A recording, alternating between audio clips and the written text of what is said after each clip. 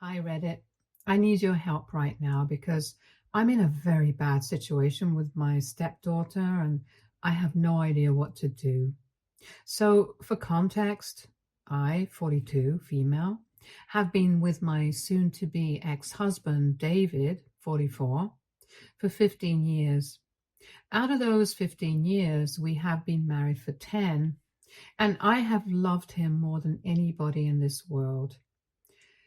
He also has a daughter, Stacy, 17, female, from a previous relationship. Him and Stacy's mother were never married. They had only had a short fling for about a couple of months, but then she got pregnant and she decided to keep the baby, but they had broken up just a couple of weeks before she realized she was pregnant. They had decided to have a cordial relationship after that, so they could co-parent the baby later, and there were not really any feelings involved. However, she unfortunately passed away when Stacy was just 6 months old in a car accident. And after that, it was just him and his daughter. He had told me in the beginning of our relationship that he was not just looking for a wife, but he was also looking for somebody who would be a good mother to Stacy, and I was up for it because I loved kids, and she was really young at the time. Stacy was just 2 years old, and I honestly didn't care that he had a daughter. I was ready to accept her as my own and raise her like that. Right from the beginning, I had been very serious about our relationship, and after 5 years of dating, we decided to get married. Our life had its ups and downs, but at the end of the day, I always thought that he loved me just as much as I loved him. I had absolutely no reason to believe that he might have been cheating on me because up until a couple of months ago, we had been talking about celebrating our 10th marriage anniversary with a family trip to some exotic place, and he had been pretty excited about it. People who cheat on their wives don't act that excited about a trip with their family, so I really hadn't seen this coming. Anyway, about 6 days ago, I found out that he had been cheating on me for the past 7 months with his coworker. I had just been at work, minding my own business, when I received an email from said coworker. It had all the details of their affair, and she had even attached proof of text conversations, phone calls, and even pictures of them together at places on days that he had told me he would be away for business trips. But those trips were really just romantic getaways with his affair partner, which I had no idea about. I was in shock when I received that email, and I went home immediately, not knowing what else to do. Nobody was at home at the time because Stacy was spending the day with her friend and David was at work. So I took the time to reread those emails very carefully once again because I did not want to have a breakdown at work. And I realized that she had also attached her phone number in case I wanted to speak to her. She had told me that the reason she was doing this and coming clean to me about the affair was that she knew that David would never do that, and she felt like I deserved to know the truth. Apparently, for the last few months, he had been promising her that he would tell me the truth and anything with me because she was not comfortable going around having an affair with a married man. I guess her conscience had kicked in all of a sudden or whatever. But anyway, apparently David had been promising her that he was going to tell me the truth. And I even had screenshots of that. He had told her that he was going to end the marriage with me and be with her wholeheartedly now. She had believed him the first few times, but then it had been almost 3 months and he still hadn't told me. So she had decided to take matters into her own hands and tell me the truth herself. After reading that email in its entirety, I decided to think about it for a while, and then I went ahead and called her because the worst had already happened. I was still kind of in denial, so I felt that maybe speaking to her would make me realize that this was not some prank. It was really happening. So when I spoke to her, she started off by apologizing to me and said that she really did not have any intention of ruining my marriage, but she had just fallen in love with David, and that's really the reason why she was telling me the truth. And then she went on to explain how the affair had started and how long it had been going on, and all the promises that he had made to her, which were the same promises that he had made to me in the initial stages of our relationship. My heart just kept breaking more and more with every word that she said to me. And by the end of that conversation, I was convinced that there could be nothing more heartbreaking than that conversation. But then she told me that apparently Stacy had also known about all of this all along and had been helping him cover up his tracks. That's what absolutely shattered me, because in my head, I had always been Stacy's mother, and I had never thought of her as a stepdaughter. I had known that girl since she was 2 years old and had raised her as my own. So knowing that she had also betrayed me felt like the end of the world, honestly. His coworker let me know that apparently every time he would need to lie to me or cover up for me, Stacy would make up excuses for his absence and why he was not picking up his calls. In exchange for keeping her mouth shut, he would buy her several expensive gifts, and that explained a lot of things that had been happening recently. Like David had been totally spoiling her, and that hadn't been the case before. But I just thought that he was doing well at work, which is why he was trying to buy her nice things. He had also given me a lot of jewelry and clothes, so I had just assumed that this new habit of giving us gifts so frequently was because of how he was doing at work, but I guess not. Anyway, getting to know that Stacy had also been a part of this and had even met her father's affair partner several times and had kept it a secret from me all along broke me even more than knowing that David had been cheating on me. So after that phone call, I decided to pack up my things and move out of that house, because I just did not want to stay there anymore and wait for the two of them to come back home, because I felt betrayed and I just couldn't even stop crying. I did not want to give David the satisfaction of seeing me like that. So I packed up a couple of things and then drove to a hotel out of town and turned my phone off, because I honestly did not want to be contacted by anybody. I was very upset that day and just drank myself to sleep in the hotel room. The next morning, I finally had to turn my phone back on because I had to call in sick to work. And I realized that I had about 1,000 unanswered texts and missed calls from David and Stacy. But I did not feel like responding to any of that. But I also noticed that I had one unread text from this guy at the car dealership whom I had been talking to because I had been planning on buying a new car. The reason I had been holding back so far was that I wanted to save some more money before I purchased it, since it was pretty expensive. And I also had that anniversary trip to look forward to. So I had been saving for that. And Stacy's 17th birthday was also coming up, which is why I had been thinking about gifting her a new car instead of buying one for myself. Anyway, when I saw that text, I remembered how I had been planning on giving Stacy a car for her birthday, and it just filled me with so much rage. And in a moment of anger, I decided that I was just going to focus on making myself happy without caring about anybody else. The guy from the car dealership had texted me to ask me if I was still planning on buying the car that I had selected. And so, on an impulse, I decided to go down to the place immediately myself and bought myself a shiny new luxury car. I did not have any plans of buying that car since it was way out of my budget, but I did not need to worry because of the past 10 years.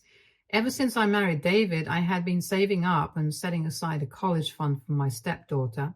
I had decided to give Stacy access to that account as a surprise whenever it was announced which college she was going to be attending. and had been pretty excited about it. But now that I knew what had been going on for the past couple of months, I had no interest in surprising anybody apart from myself. So I used money from that account to buy myself a luxury car, and then I decided to drive it down to our house and finally confront my husband and my stepdaughter.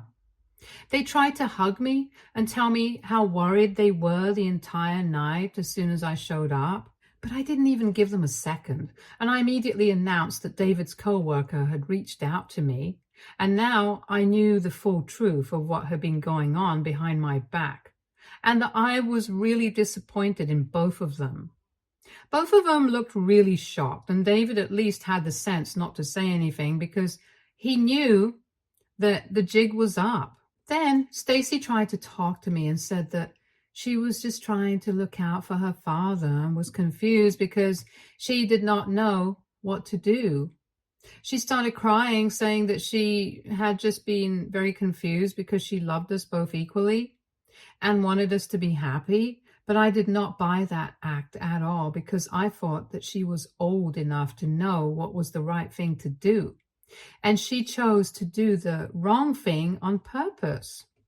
Besides, I'm pretty sure that those gifts that she was receiving from her father helped her to stay quiet about this entire situation. I did not buy a word that she was saying, and I told her as much. I was very pissed off and quite upset, so I even announced that I was leaving David. And I think he should have seen it coming because I don't think anybody in my place would have decided to make it work, even after getting to know something like this. And then I don't trust Stacy. And I told her that even more than David, I was disappointed by what she had chosen to do. Husbands cheat all the time, and it's not the first or the last time that this will happen to a woman. But I had always expected to have my back because even though we were not related by blood, I had never thought of her as my stepdaughter and had loved her just like my blood, probably even more. And it was her lies and betrayal that had hurt me even more than what her father had done. So I had decided that the college fund that I had been setting aside for her all these past years was not something that she was worthy of anymore. And I would be leaving both of them behind now. It was not easy for me to say that, and I almost choked up because this had been my family for the past 15 years. But after telling her this, I decided to walk out without even giving them a chance to explain and went back to the hotel. They kept calling me, but I did not stop, and they even followed me out, and I'm pretty sure they saw the new car I got and drove away as quickly as they could. After that, I had wanted to block them, but I just couldn't do it because emotionally I'm still struggling to process whatever's going on with me. For the past 5 days, they have been trying really desperately to get back in touch with me and keep texting me almost every hour and keep trying to call me, but I just don't know what to say to them. So I just read all their messages and let it be. David had been trying to get me to forgive him for the first couple of days, but when he realized that it was pointless, he started trying to tell me that he was sorry about what he had done and knew that I deserved better, but he just wanted me to reconsider whatever it was doing to Stacy because she was just a child and did not deserve to suffer because of what he had done. And even Stacy had been texting me along the same lines, trying to convince me that she had been wrong and she knew that. But she just wanted me to give her a second chance and that she had always thought of me as her mother and terribly sorry about everything. I had been ignoring all of that, but then yesterday I received a text from David that said that he was sick of apologizing without any response and that he needed to know if I had any intention of coming back to the family or not. That really pissed me off because it was he who had messed up and now he had no right to take that tone with me. So I texted him back immediately and said that I had already spoken to a lawyer and filed for divorce, which was not true. I was still trying to process everything and hadn't had the chance to speak to a lawyer yet, but he didn't need to know that. Then He did not reply for about an hour, and when he finally did, he sent me a long message about how I was not just being selfish, but I was also the villain, apparently, for choosing to act this way. He said that he was fine with me filing for a divorce and choosing to leave him, but the fact that I was also choosing to leave Stacy behind just showed how selfish I was. He told me that apparently Stacy had been devastated ever since I had left, and the fact that I had even said that I was going to get the college fund that I had been setting aside for her had really hit her hard because he had also known about this college friend, and that was the reason why he had not bothered to save up enough money. I do recall mentioning the college fund to him several times. He knew that I had been saving it to surprise Stacy, but I did not know that he did not have any money status aside from her college tuition. Anyway, he told me I had said I was not going to give her access to the money, and they had realized that they were in big trouble because he did not have any set aside. And she had been thinking about going to college out of state, which would have been even more expensive, and she knows that she's going to get accepted in her college. But now there's a big question mark whether she's going to be able to go to the college of her choice or not because of the financial constraints. He thinks that I'm a bad guy for rubbing this in her face and saying that I won't let her have access to her college fund, even though I had been saving that money with the intention of giving it to her eventually. And the fact that I'm using this one little mistake against her to be selfish because he had seen my new car, it just doesn't make any sense to him. And he thinks that I should really reconsider this. Now, I feel very conflicted about what to do and the way he's putting it. I don't feel comfortable being the person who snatches things away from kids just to teach them a lesson or to push them because I've never been that. I don't want to be that parent. But at the same time, Stacy is not exactly a child, and she knew what she was doing was wrong. I don't know. I feel like she's disappointed me, so what I'm doing is not exactly all that wrong. I'm just very confused. AITA for telling my stepdaughter that I'm not going to be paying her college tuition anymore after I found out that she had been helping my husband cover up his affair for expensive gifts. Update 1. Hey, I'm so sorry that I could not give you guys an update for the past 2 weeks. It's just that I had been really busy with work and with my lawyer, so there were a lot of things on my plate. But now I have some time, so first and foremost, let me just thank everybody who commented on my original post and showed me so much love and support. I'm really happy to know that people resonated with my story. I'm just really thankful from the bottom of my heart, knowing that there were people who were supporting me, even though they were complete strangers, made it a lot easier to deal with everything. So anyway, after David sent me that text and I made that post, I decided that I did not need to entertain any of this. Most of the comments on my post said the same thing, that I needed to block him and file for divorce as quickly as I could so that I could finally kick him out of my life. And that's what I did. Within the next couple of days, I had actually spoken to a lawyer and filed for divorce. I also decided that I did not, because even if I had been her biological parent, I still wouldn't have owed it to her to give her money for her to be able to go to her dream college. She should have thought about these things before she helped her father out with cheating on me. You can't stab me in the back and then expect me to turn around and give you a smile. I'm sorry, it doesn't matter how old you are or who you are. It's just not how this works. Besides, the thing that David said about her being punished for what he had done was not even accurate or true. She was being punished for what she had done, and I made it very clear when I had spoken to them in person that last time that I went home. I was refusing to give her the college fund because she was the one who refused to do the right thing in the first place and tell me about her father's affair. So it's for that, and I think I'm being fair. If they want to be mad about it, they are completely welcome to do so. But I'm not going to entertain that, and I really don't need to, which is why I've blocked them, and now they have no access to me whatsoever. They're still trying to contact me by calling me through other numbers, trying to text me from other numbers, emailing me from fake accounts, and all of that. But it doesn't matter because all I do is just read these texts and emails and ignore all of it. Update 2. I finally received word about what was going to happen with the divorce, and thankfully, David is not contesting anything. So I hope that we're going to be able to have a peaceful, amicable divorce.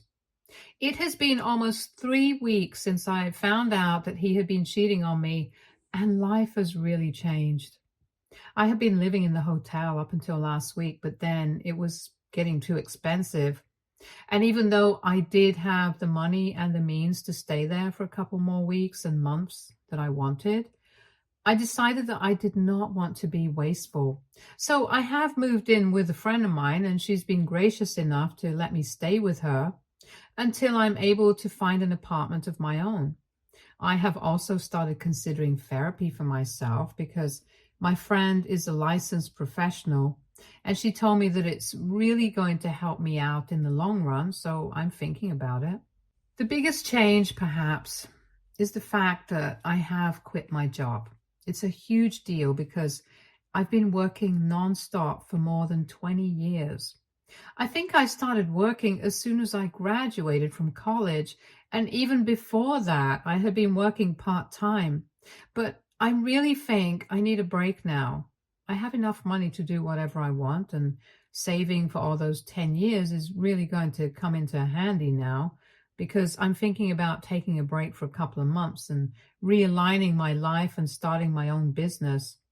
That had always been the plan, but I had decided to delay it so that I would only start something of my own after Stacy had left for college, and I did not really need to worry about money that much. But now nobody is holding me back, and I can do whatever I want. So that's the plan. I'm going to use these couple of months to build a business model and look for investors and all that jazz. I'm really excited for the future, even though I'm still very upset about what's going on. I have spoken to my parents about the divorce. I hadn't let them know so far because I was still struggling to process it myself. But now, after speaking to my parents, I made the announcement on social media as well. I did not mention any reason. I just stated that I was getting divorced and that was it. So all my close friends and family members know what's going on anyway, and the only people I really care about, so it doesn't matter what anybody else thinks. Life's been complicated for the past few weeks, but now that the divorce proceedings are going to start, and we're going to meet with the mediator in the next couple of days, I'm hoping to wrap this up and finally be able to move on for good. Update 3. Hi, so David and I are going to meet with the mediator tomorrow. It's weird knowing that I'm going to have to see him after almost 1 month of having no contact with each other. And otherwise, I'm already nervous and anxious enough for that meeting. And just half an hour ago, Stacy sent me an email. She had stopped sending me anything after 2.5 weeks of no contact, and I thought that she was not interested in speaking to me anymore. And I had even assumed that this email would be about how she was and how she wanted to pay for her college tuition. But to my surprise, she sent me an entire apology, and this actually seemed genuine because she hadn't even mentioned anything about the funds or whatever. She had said that she was really genuinely apologetic for what she had done, that she had been selfish and hadn't even thought about how I would feel when I would finally find out the truth. She knew that she had broken my heart even more than David had, and she didn't know if she would ever be able to make things right with me. But she genuinely meant it when she said that she had always looked up to me as a mother and she really did love me. She also explained that all those gifts that David had been giving her, she knew it was from a manipulator, and she knew that his affair partner had made it seem like she was doing it out of her own accord. But she still insisted that it was more because she had been manipulated into keeping her mouth shut rather than her actually wanting to keep secrets from me. I don't know what to believe. Maybe she had actually been manipulated and that's why she hadn't said anything to me. She insisted that she was confused and didn't know what to do because she knew that her father was doing the wrong thing and he kept buying her gifts only to buy her silence. But at the same time, it was her father and she did not want to go against him. However, in doing so, she was betraying me, and she had been feeling very conflicted for the past couple of months. I want to believe her, I really do. But after everything that has happened, I really don't know.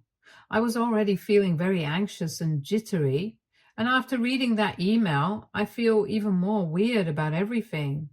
I miss her terribly. And I also miss David, but I know that I need to learn to be able to live life on my own since I've learned the hard way that I can't just trust people, not even my closest ones. So I guess I'm going to have to keep up the no contact rule.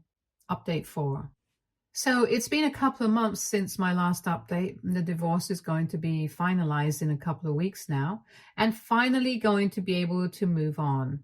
The negotiations were pretty easy, and the hard part was actually just having to see him at those meetings. I don't know what I felt whenever I saw him. It was like a mixture of anger, hurt, and just an immeasurable sadness. But I got through it somehow, and now I'm done. I've also been able to find a new apartment for myself, and I have moved. I've been living by myself for the past couple of weeks, and it's been nice. My friends and family visit me almost every other day to make sure that I'm doing all right, and I really think it's very sweet of them. I have company most of the time, and I don't get to feel lonely, but I know that eventually these visits are not going to remain as frequent as they are now. But I'm going to have to make my peace with the fact that I am a single woman now, and I'm still trying to make my peace with it. I've also started therapy, and it's going to take a while for me to accept and process everything that has happened. But I know I'm going to be able to do it somehow. I have had no contact with David since the last mediation session. However, even though it's not easy, it's been different. In my last update, I said something about an email that she had sent me and how she had stated that she had been manipulated. I couldn't bring myself to trust her back then because everything was just too fresh. But recently, last week, I decided to reply to that email. She had been sending me emails after that as well, and she did not mention anything about the college fund and that would just keep me updated on what was going on in her life. It was more like a one-way street where she would keep trying to talk to me and I just shut her out. However, every time she would send me an email, my heart would break and I would just keep crying after reading because even though nothing sad was going on in her life, I just really missed the kid. So I decided to reach out to her and told her that I really missed her and nothing else. I still maintained that she was not getting the college part, but she responded to that email saying that she didn't mind. She didn't deserve it anyway. And she had decided that she was going to go to a college near home and give up on her dream college because she didn't want to bother her father with a student loan. And anyway, even if she had asked him to apply for one and become a co-signer with her, he would have refused. He's been very clear on that front, and they're going to have to make do with the money that they do have, and he's going to help her out as much as he can. But she's also going to have to contribute and work her way through college like most of us have. And she's fine with that, or so she says. Anyway, we've been sending emails back and forth, and I told her that I would love to rebuild the connection that I had with her. But I need my time because after everything that has happened, I just can't process anything right now. And she understands that. She told me that I can take as much time as I need because she has betrayed my trust and she knows it. So I don't know what's going to happen from this point onwards, but I'm just hoping for the best. Fingers crossed. Stay tuned for more stories from our girl relationships.